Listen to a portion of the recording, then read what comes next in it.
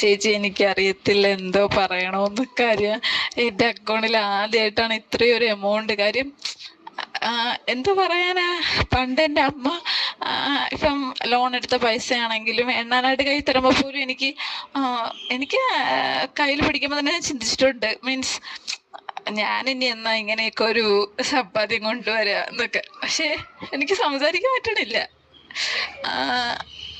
എനിക്കറിയത്തില്ല. പക്ഷെ ഇപ്പം ഇത്രയൊരു എമൗണ്ട് കിട്ടി എന്ന് പറയുമ്പോൾ അത് സെൽഫ് ഏൺ ചെയ്തു ഞാൻ.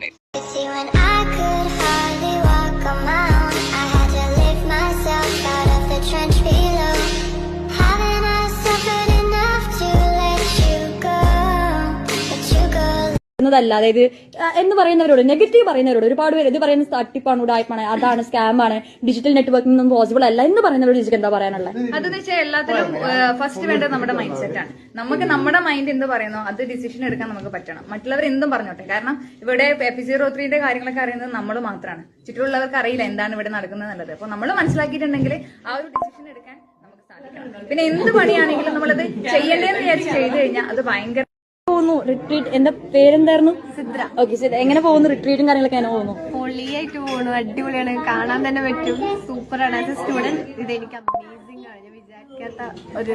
ഓക്കെ, നെഗറ്റീവ് പറയുന്നവരോട് എന്താ പറയാനുള്ളത്? അവർക്ക് no negative vibes, only positive. Okay okay okay. Monthly income ഇപ്പോ ആസ് എ സ്റ്റുഡന്റ് മന്ത്ലി ഇപ്പൊ എത്രയാണ് ഒരു ആവറേജ്? എനിക്ക് 40 എബോ കിട്ടാറുണ്ട്. Really great. As a student just ഏത് ഇയർ പഠിക്കുന്ന എന്താ പറയാനുള്ളത്?